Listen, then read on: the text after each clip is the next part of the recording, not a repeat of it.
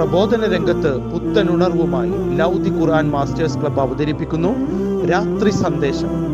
എന്നും രാത്രി 9 മണിക്ക് യൂട്യൂബിലൂടെ പ്രസംഗ പരിശീലന കളരിയിലെ പഠിതാക്കൾ നിങ്ങൾക്കായി ഒരുക്കുന്നു.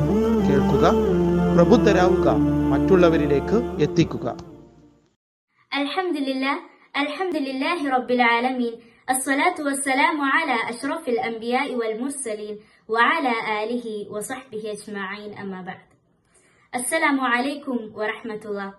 ഞാൻ കെൻസ അബ്ദുൾ റഷീദ്. സ്വർഗം എന്ന വിഷയത്തിൽ ഊന്നിക്കൊണ്ട് ചില കാര്യങ്ങൾ നിങ്ങളുമായി പങ്കുവെക്കാനാണ് ഞാൻ ആഗ്രഹിക്കുന്നത്.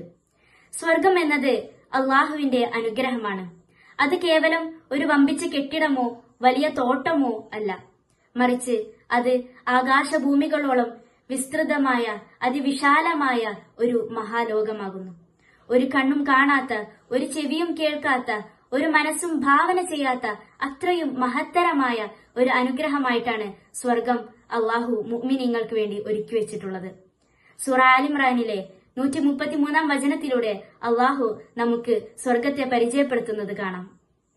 وسارعوا إلى مغفرة من ربكم وجنة عرضها السماوات والأرض أعدت للمتقين. നിങ്ങളുടെ രക്ഷിതാവിങ്കിൽ നിന്നുള്ള പാപമോചനവും ആകാശഭൂമികളോളം വിശാലമായ സ്വർഗവും നേടുവാൻ നിങ്ങൾ ധൃതിപ്പെട്ടു മുന്നേറുക. ധർമ്മനിഷ്ഠ പാലിക്കുന്നവർക്ക് വേണ്ടി ഒരുക്കി വെക്കപ്പെട്ടതത്രേ അത് എന്നുള്ളത്.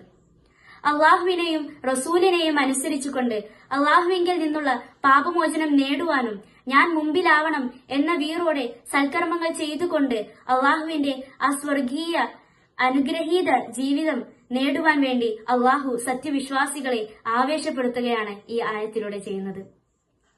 ഐഹിക ജീവിതത്തിൽ നാം അനുഭവിക്കുന്ന എല്ലാ സുഖാനുഭൂതികളും എത്ര വലുതായി നമുക്ക് തോന്നിയാലും പാരത്രിക ജീവിതത്തിലെ ആ സ്വർഗീയ സൗഭാഗ്യങ്ങളുമായി താരതമ്യം ചെയ്യുമ്പോൾ വളരെ നിസ്സാരം തന്നെയാണ് അത്. ഇമാം ബുഖാരി റഹിമഹുള്ള റിപ്പോർട്ട് ചെയ്ത ഒരു ഹദീത്തിൽ നബി സല്ലല്ലാഹു അലൈഹി വസല്ലമ പറഞ്ഞു, സ്വർഗത്തിൽ ഒരു ചാട്ടവാർ വെക്കാൻ പോലുള്ള സ്ഥലം ദുനിയാവിനേക്കാളും അതിലുള്ള എല്ലാ വസ്തുവിനേക്കാളും ശ്രേഷ്ഠമാണ് എന്നുള്ളത്. എത്ര മനോഹരമാണ് ആ വാക്കുകൾ. സ്വർഗത്തിന് വിശുദ്ധ ഖുർആൻ ഉപയോഗിച്ച അൽ ഫിർദൌസ്, അൽ ജന്ന, ദാറുസലാം തുടങ്ങിയ നാമങ്ങൾ അതിന്റെ സ്വഭാവ വിശേഷങ്ങളിലേക്ക് വെളിച്ചം വീശുന്നു. സ്വർഗത്തിൽ പ്രവേശിക്കുന്നവരെ മലക്കുകൾ സമാധാന വാക്കുകൾ കൊണ്ട് സ്വാഗതം ചെയ്യും. അവിടെ ഒരാൾക്ക് നല്ല വികാരങ്ങളും അനുഭവങ്ങളും മാത്രമേ ഉണ്ടാവുകയുള്ളൂ. യാതൊരു തരത്തിലുള്ള കോപമോ വെറുപ്പോ അസ്വസ്ഥതയോ ഒന്നും അവിടെ ഉണ്ടാവുന്നതല്ല.